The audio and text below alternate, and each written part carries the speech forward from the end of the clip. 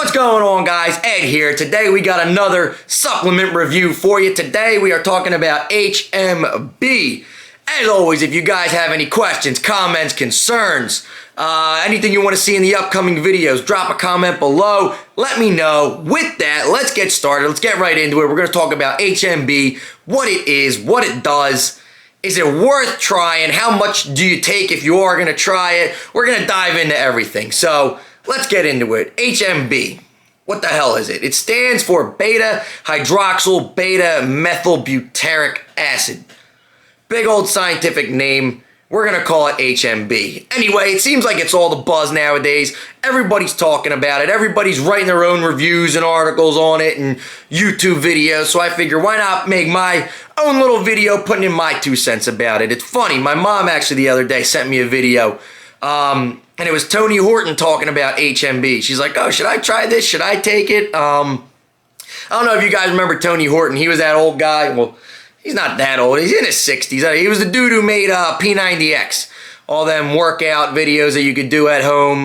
He was that guy. So, whatever. Why is everybody talking about HMB nowadays? It's been around for a while. Since the 90s, actually. It was discovered way before that. Like, I think the first discovery of it was back in like the late 1800s. But it became a popular dietary supplement in the 90s. That's when it kind of hit the shelves. So, what exactly is HMB? HMB is a byproduct of leucine, leucine being an amino acid. I'm sure if you see on the back of your whey protein, you know, that you take every day, it'll have the list of amino acids. Guarantee you leucine's probably in there. It's a very common amino acid. Amino acids being the building blocks of protein molecules. We know that they help repair muscles following breakdown due to exercise. Anyway, leucine. We know that leucine, its metabolites are HMB, so why not just take leucine instead of HMB? Why are we taking HMB? It's more expensive than leucine. Well, that's because leucine, only about 5% of it is actually converted to HMB. So say you were to take 100 grams of leucine every day, that'll only net you 5 grams of HMB. I don't know anybody who wants to take 100 grams of leucine every day. That would be absolutely miserable. I wouldn't want to. That's a lot of, think about 100 grams. Nobody's going to do that. Anyway, it comes in a couple different forms, HMB. One form being the free acid form and the other being a calcium form. Now, the free acid form is more readily absorbed into your bloodstream, and it also has a longer half-life. We're not talking much longer, about 3-hour half-life in the free acid form versus 2.5-hour half-life in the calcium form. Now, a healthy adult will actually make HMB in your body without supplementing it. So, your typical individual will generate about 0.3 grams of HMB in your body per day. When we supplement it, we're taking about 3 to 6 grams a day. So you're taking about 10 to 20 times over what your body would naturally produce to get the effects of HMB. So what are those effects? What are we trying to get out of it? What does HMB actually do? It is said to slow muscle protein breakdown. It is also said to increase muscle size, strength, power, increase lean body mass, speed up recovery from exercise, and may also improve aerobic exercise performance. So, a lot of benefits there, but are these benefits really true? Are we getting all of these things out of it? Well, in some cases, yes. In some cases, no. It's important to note that a lot of studies done with HMB and then the positive effects that they yield are done with untrained individuals and people who aren't really athletes.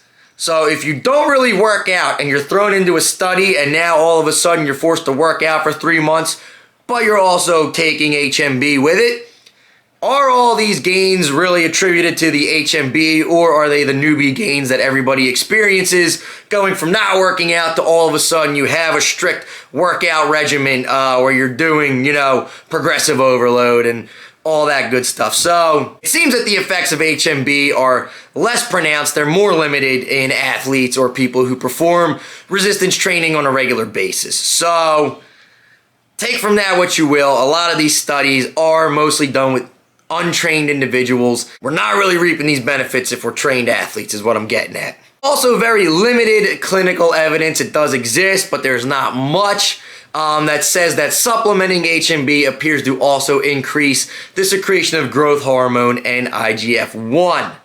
So, we want to know, is it safe to take? There are a couple studies out there that show that HMB is in fact safe. There are no adverse health effects in trials when taken up to 3 grams for a year straight. So 3 grams is a pretty solid dose of HMB. Take it for a year straight, you're fine. There's no really blood markers or biomarkers that are throwing red flags with HMB supplementation. So it seems like it's pretty safe.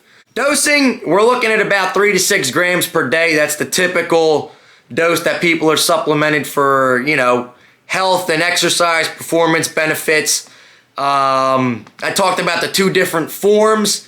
Most people, doesn't matter what form you take, they typically take it, whether the free acid or the calcium form, before a workout. The supplement does have a shorter half-life, so taking it before workout would get you the most benefits from it. But that being said, do you want to actually take this stuff? I kind of compared it to a few different supplements out there that had like similar, you know, stated effects, like what they aim to do. A lot of people also said that HMB is like crazy expensive, which turns out it really isn't that expensive. The thing that popped into my mind about HMB was like, hey, this kind of sounds like a knockoff version of like creatine. Now, creatine is tried and true, tested, the shit works. We know that. There's tons and tons of research on it. But I decided to compare HMB to creatine. So there was one study actually that compared athletes who took creatine and HMB together and athletes who just took creatine and a placebo. So the groups didn't know whether they were the creatine and HMB or the creatine and placebo group. And the results were that lean mass, strength, sprinting ability, they were equally maintained in both groups, whether you were taking creatine and HMB or creatine and placebo, which goes to show you that most of the performance benefits, the gains in size and strength and athletic performance are mostly coming from the creatine, not the HMB, specifically too in trained athletes. So trained athletes can get a great benefit from creatine, not so great benefit from HMB.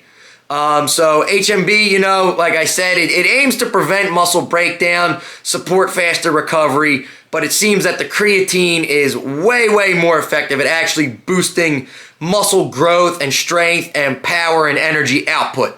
So if I were to take one or the other, I would definitely take creatine, especially because I've been lifting for a while. I've been lifting for a long time.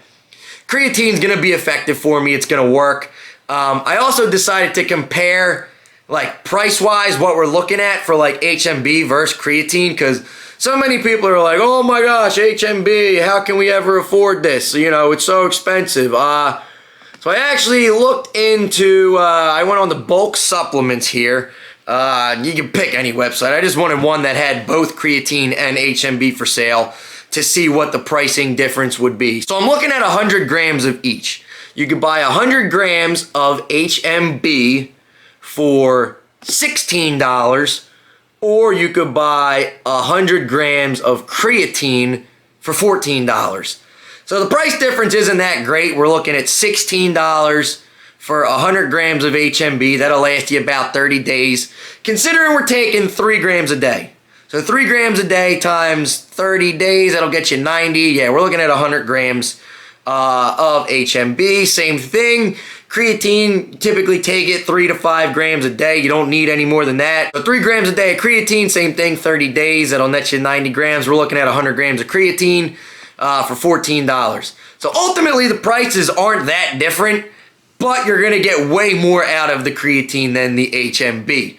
So it wouldn't hurt, I guess, you know, if you want to buy HMB, you can actually get it relatively cheap, it turns out.